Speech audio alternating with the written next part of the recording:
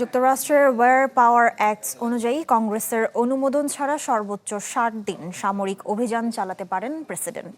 এই হিসেবে গত ২৮ ফেব্রুয়ারি ইরানে হামলায় ট্রাম্পের পক্ষ থেকে কংগ্রেসকে আনুষ্ঠানিকভাবে জানানোর পর এই ৬০ দিনের সময়সীমা শেষ হচ্ছে ১ মে।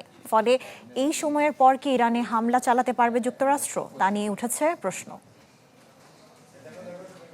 সময়ের সাথে সাথে দেখা দেয় নিত্য নতুন প্রয়োজন। রেডি থাকতে হয় প্রতি মুহূর্ত। তাই এলো ইনোভার, যেন আপনি লাইফে থাকেন রেডি প্রতিদিন। Innova, designed for now.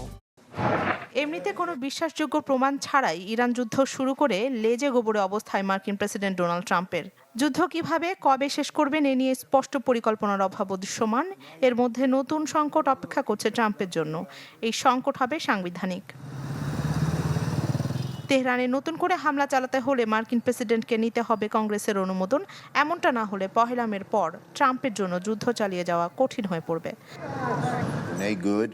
যুক্তরাষ্ট্রের ওয়ার পাওয়ার অ্যাক্ট অনুযায়ী কংগ্রেসের অনুমোদন ছাড়া প্রেসিডেন্ট সর্বোচ্চ ৬০ দিন সামরিক অভিযান চালাতে পারেন। এই হিসেবে গত ২৮ ফেব্রুয়ারি ইরানে হামলায় ট্রাম্পের পক্ষ থেকে কংগ্রেসকে আনুষ্ঠানিকভাবে জানানোর পর এই ৬০ দিনের সময়সীমা শেষ হচ্ছে ১ মে। এই তারিখটিকে ইরানের যুদ্ধের গুরুত্বপূর্ণ ডেডলাইন হিসেবে দেখছেন বিশেষজ্ঞরা। কারণ এই সময়ের মধ্যে হয় ট্রাম্পকে কংগ্রেসের কাছ থেকে নতুন সামরিক অভিযানের অনুমোদন নিতে হবে, অথবা আইনত মার্কিন সেনাদের ইরান থেকে প্রত্যাহার বা অভিযান বন্ধ করতে হবে।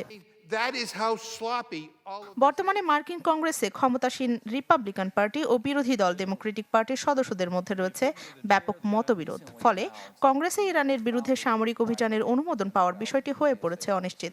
গত ১৫ এপ্রিল সিনেটে ট্রাম্পের সামরিক ক্ষমতা খর্ব করার একটি প্রচেষ্টা ৫২-৪৭ ভোটে ব্যর্থ হয়, যেখানে দুই দলের সদস্যরা নিজ নিজ দলীয় অবস্থানের ভিত্তিতে ভোট দেন।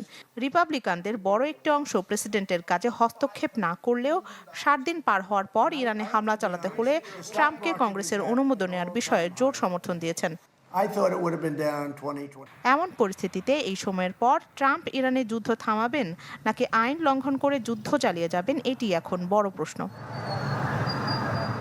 মূলত অন্য দেশের ওপর মার্কিন প্রেসিডেন্টের সামরিক হামলা চালানোর ক্ষমতাকে খর্ব করার জন্যই এই আইন প্রণীত। তবে কোনো প্রেসিডেন্টকে এই নিয়ম মানতে বাধ্য করার কোনো আইনি উপায় নেই কংগ্রেসের। এর আগে ট্রাম্পের পূর্বসূরীরা এই আইন পাশ কাটিয়ে বিভিন্ন সামরিক অভিযান পরিচালনার নির্দেশ দেন। এক্ষেত্রে মার্কিন কংগ্রেসের আইন authorisation for use of military force প্রেসিডেন্টকে নির্দিষ্ট ক্ষেত্রে শক্তি প্রয়োগের ক্ষমতা দিয়েছে। ২০০১ সালে 9/11 হামলার পর এবং ২০০২ সালে ইরাক আক্রমণের জন্য আইনটি পাশ হয়। সাবেক প্রেসিডেন্ট বারাক ওবামা ও ২০২০ সালে ট্রাম্প ইরানের শীর্ষ কর্মকর্তা কাসেম সোলাইমানিকে হত্যার সময়ে এই আইনের উপর ভিত্তি করে সামরিক অভিযানের নির্দেশ দিয়েছিলেন। They have till tomorrow. Now we'll see what happens. রাখি জেসমিন, চ্যানেল 24।